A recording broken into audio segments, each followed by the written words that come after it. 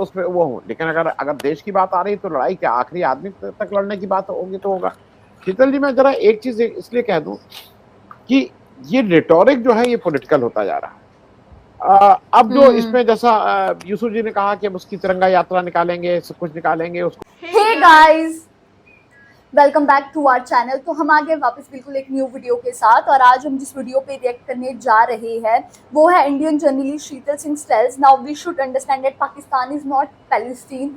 तो यार एक तो ये बहुत ज़्यादा शॉकिंग है कि जो इंडियन जर्नलिस्ट है वो ये चीज़ बोल रही है कि जो भाई पाकिस्तान है वो पैलेस्टीन नहीं है, क्योंकि हम लोगों को पता है कि जब ईरान और फ़लस्तीन की लड़ाइयाँ हुई थी, बेसिकली इसराइल और फ़लस्तीन की, तो बेसिकली ये हुआ था कि फ़लस्तीन ने बहुत सफ़र किया था उस टाइम, है ना। और अब जो इंडियन जर्नलिस्ट है वो ये बोल रही है कि भाई आप पाकिस्तान को इतना कमज़ोर मत समझिए कि आप उसको फ़लस्तीन के साथ कंपेयर करें, क्योंकि हम लोगों ने ये देखा है कि जो इंडियन मीडिया है वो मोस्ट ऑफ द टाइम गोदी मीडिया होता है, वो मोदी की बातों को बोलता है। लेकिन पहली बार ऐसा देखा जा रहा है जहाँ पे जो इंडियन जर्नलिस्ट है वो पाकिस्तान का सपोर्ट देते हुए ये कह रही है कि भाई जो पाकिस्तान है वो फ़लस्तीन नहीं है। तो देखते हैं कि ये वीडियो कैसे होने वाली है। सो फिर आप भी देखिए, हम भी देखते हैं। Let's start. एक चीज आपसे जरा समझ लो, क्योंकि मैं एक पिक्चर आई थी बाहुबली, उसमें बाद में जब पिक्चर निकले तो उसमें एक प्रश्न होता था कटप्पा ने बाहुबली को क्यों मारा। ये मैं जरा समझना चाहता हूं कि ये जो कटप्पा हैं ये क्यों मानते हैं, जिनको बार बार बेइज्जत किया जाता है। मतलब as a country we feel आप कुछ करिए, आप 100 आप कहते हैं 500 आज मैं भी इसके लिए तैयार हूं कि 500 रुपए का लीटर पेट्रोल आएगा तो देंगे 500 लीटर, लेकिन बोलिए तो आपके मुंह से चूने ही निकली अमेरिका और चीन के लिए आपने नाम नहीं लिया। आप क्यों ये ऐसा कर रहे हैं? ये कटप्पा ने बाहुबली को क्यों मारा? कौन कटप्पा कौन बाहुबली? मोदी जी बताइए आपने क्यों वो, और आपने इतने खराब टर्म्स में थर्ड पार्टी नेगोशिएटर, हिम्मत कैसे है ट्रम्प साहब की हमारे अंदरूनी मामलों में बातचीत करने के लिए? मैं थोड़ा इस पे आपकी एक वो प्रश्न ले लूं, और ओवरऑल प्रश्न तो पूछना ही पड़ेगा शीतल जी। देखिए, इस मामले में जो सबसे सीरियस कैजुअलिटी हुई है इस बात के तो खैर कोई बात ही नहीं, जो कि आपने कही दिया कि मोदी जी के मुंह से अमेरिका और चीन नामक शब्द जो है इन मामलों में एकदम गायब रहता है। गलवां वाली घटना हुई थी उस समय और उसके पहले भी लगातार गायब है वो। पाकिस्तान का नाम लिया, ये मैं उनके साहस की दाद देना चाहूंगा कि पाकिस्तान का नाम उन्होंने लिया। लेकिन अब समस्या ये है कि ट्रंप साहब ने एक ऐसी बात कह दी है जो हमारे अंतर्राष्ट्रीय राजनय के लिए सबसे महत्वपूर्ण बात है, जिसको आपने शुरू में इंगित किया। उन्होंने कहा हम कश्मीर में मध्यस्थता करेंगे। भारत ने बहुत सामर्थ्य से 1971 में ये स्थिति प्राप्त की थी शिमला समझौते के जरिए कि हमारे और पाकिस्तान के बीच जो भी मामला है वो हम आपस में तय करेंगे, इसमें कोई मध्यस्थ और बाहरी पंच नहीं आएगा। यानी वो बिल्लियों की लड़ाई में बंदर कोई नहीं आएगा और दोनों की रोटी खा जाए।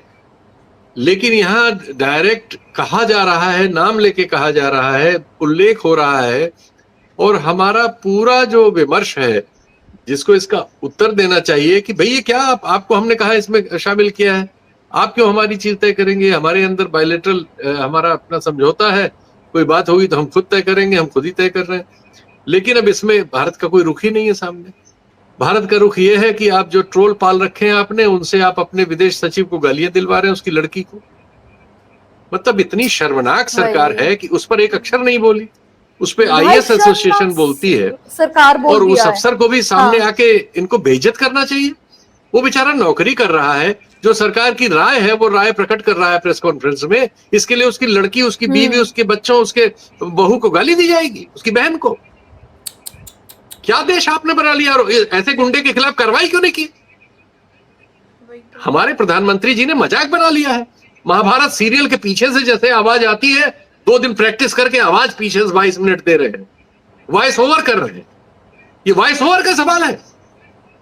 देश की प्रतिष्ठा आपने मिट्टी में मिला दी। आपका प्रवक्ता कह रहा है टेलीविजन चैनल में बैठ के, हमने तो कोई लड़ाई की नहीं, हमारा युद्ध कहां हुआ, हम तो टेररिस्ट ठिकानों पे हमला करके अपने घर में बैठे, और सारे टेलीविजन चैनल आपके इस्लामाबाद पे कब्जा कर चुके हैं। क्या मजाक आपने इस मुल्क को बना दिया है। हम लोग वेस्ट में यहाँ आए हैं, हम नोटिस में ही नहीं है। इतनी बड़ी घटना यहाँ की नोटिस नहीं है, सिर्फ एक बात की नोटिस है, वो कुछ मीडिया में आया है कि रफाल और एक और जहाज हमारा मार गिराया गया है। सारी खबरें इसी पर केंद्रित है। CNN हो, वॉशिंगटन पोस्ट हो, राइटर हो, सब सिर्फ एक चीज हमारी दिखा रहे हैं, आप जिसको छुपाना चाह रहे हैं छुपेगी है ही नहीं, छुपी है ही नहीं।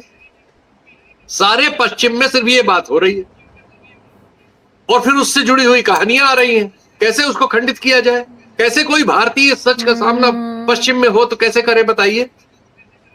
ये सारे सवाल आपने अनुत्तरित कर दिए, नई समस्याओं में फंसा दिया और आप जोकराई कर रहे हैं, महाभारत सीरियल बना रहे हैं, पीछे से बैठ के 3 दिन प्रैक्टिस करके पीछे से बोल के रिकॉर्ड कर रहे हैं।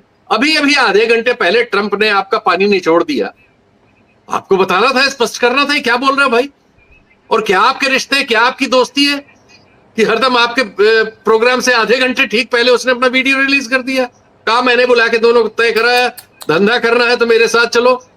ऐसी वो बातें कर रहे हैं। ये राजनय को आपने कहां पहुंचा दिया महोदय। और ये इससे ये एक तो आप देश के साथ ये मीडिया के जरिए जो झूठ बोलते बुलवाते हैं, उसने हमारी नई समस्याएं पैदा कर दी। ईरान के विदेश मंत्री के बारे में एक चैनल जो है वहां पे एक लफंगा बैठ के उल्टी सीधी बात कर रहा है। एक और चैनल है जो ट्रंप साहब को विदेश नीति सिखा रहा था और राजनय सिखा रहा था, बाद में सारे वीडियो उसको विड्रॉ करने पड़े। आपने पूरे देश को एक प्रहसन में बदल दिया। सच्चाई ये है कि पश्चिम में आपको कोई नोटिस नहीं कर रहा है।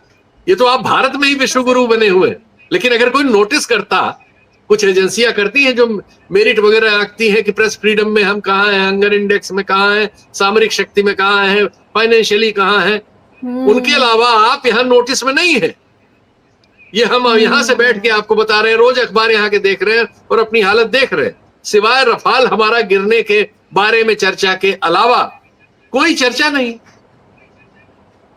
तो ये जो परिस्थिति है भाई साहब, सही सही बात देश को बताइए, क्योंकि देश वरना इसी तरह से झूठ का शिकार होगा जैसा हमारे चैनलों ने इस्लामाबाद पे कब्जा करके किया। और आपका प्रवक्ता कह रहा है एक स्टूडियो में बैठ के कि हम तो लड़े ही नहीं। आप खुद भी यही कह रहे हैं कि वो तो उन्होंने हमला हमारे गुरुद्वारों पे और उस पे कर दिया था।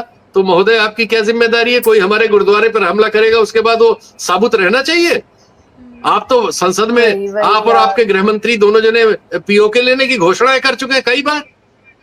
तो इसके अलावा कौन सा समय था? अगर उन्होंने हम पे हमला किया तो जवाब में हमें बिल्कुल वो सब करना चाहिए था जो लोग समझते हैं कि होना चाहिए, सही है।